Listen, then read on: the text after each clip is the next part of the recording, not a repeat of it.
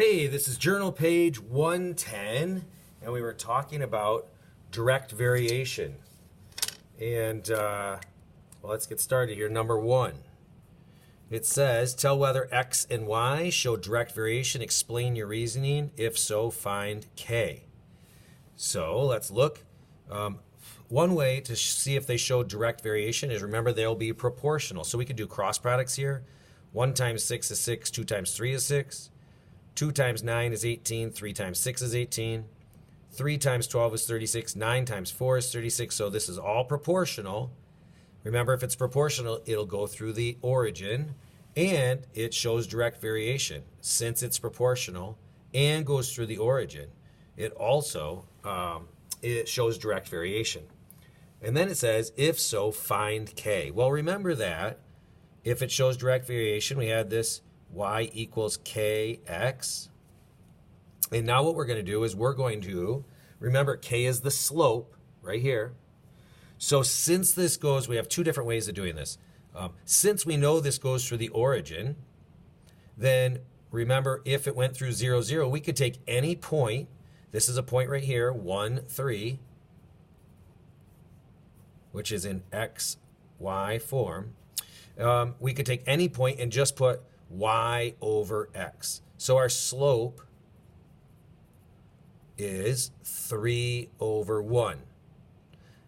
And that slope is also our k. So our k is 3 over 1, or just 3.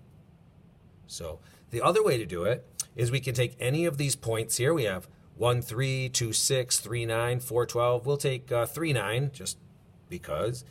And the 3 is our x value, so we'll put 3 in here. The 9 is our y value. And they want us to find what k would be. Well, that means we're going to solve for k. Divide both sides by 3 here. And k equals 9 divided by 3 is 3. So two different ways. You don't have to do both ways to find that k equals 3, or the slope equals 3, same thing.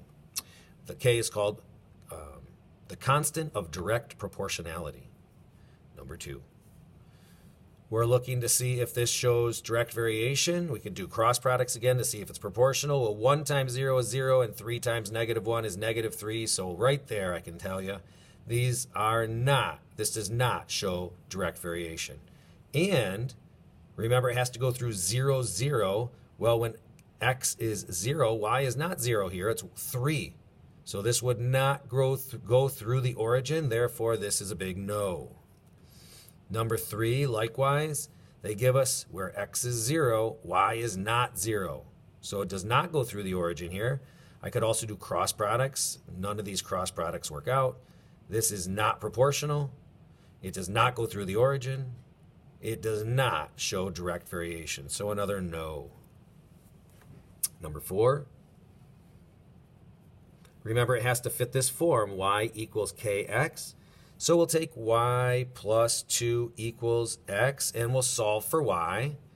We'll put this equation in terms of y, so we subtract 2 from each side. These cancel, and we're left with y. And over here, we cannot combine these terms. They're unlike terms, so x minus 2. This does not fall into this form. Okay, we can't have any constant added or subtracted after the x. So I have y equals x minus 2, which makes this a no. And why? Because it does not fit this form. Remember, it has to go through the origin. So another way I could check this, if I don't remember about this, anything being added onto the end, could I put 0 in for y and x at the same time? That would mean 0 minus 2 equals 0, and 0 minus 2 equals negative 2, so that would not be correct. So two different ways that we could prove that this is a no.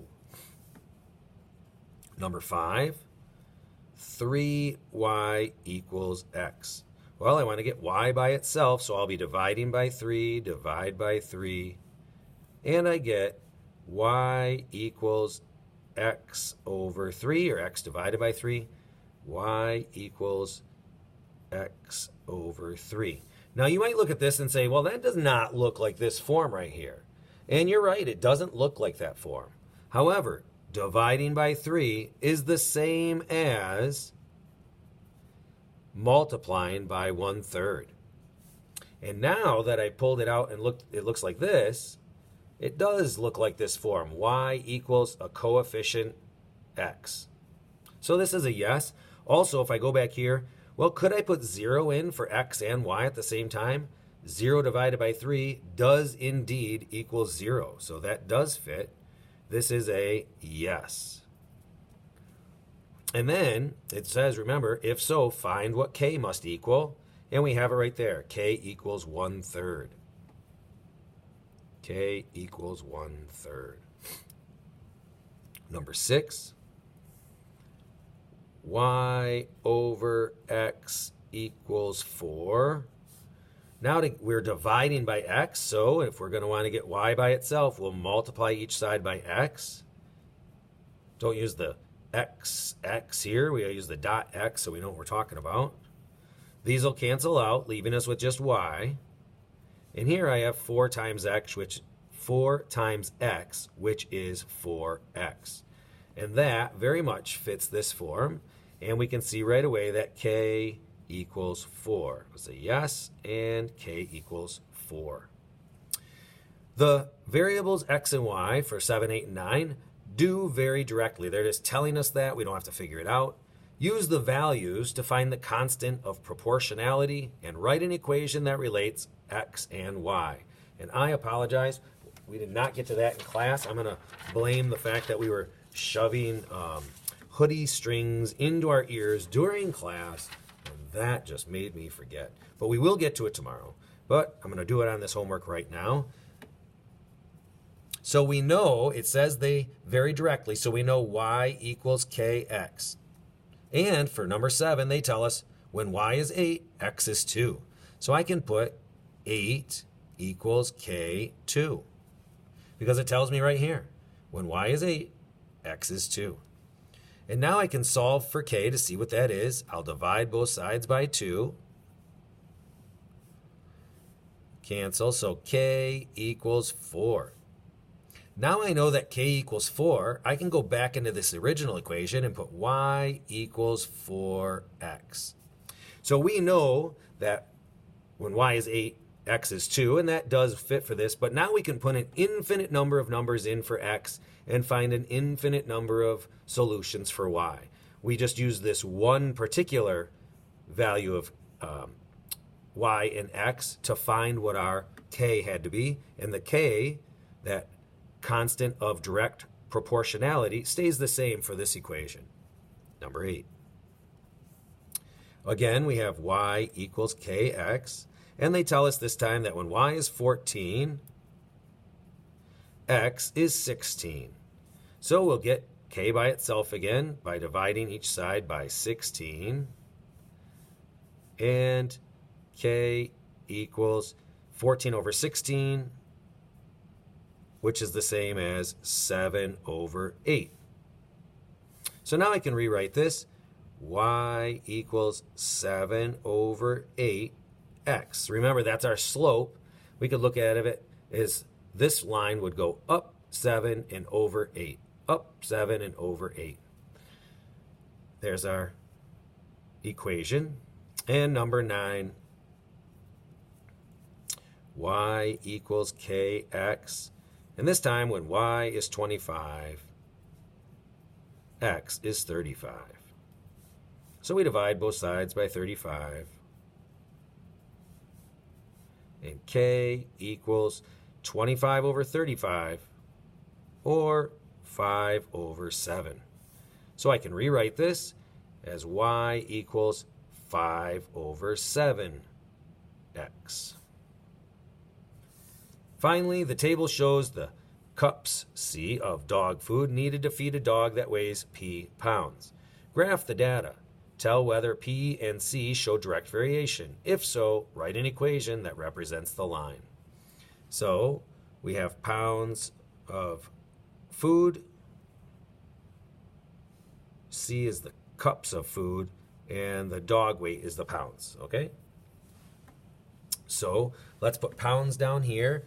Remember, I like to use a slightly larger graph, so I'll use this right here. I will put pounds down here and cups over here. And this says, for pounds, it goes 10, 20, 40, 70. So I'm going to count each of these as 10.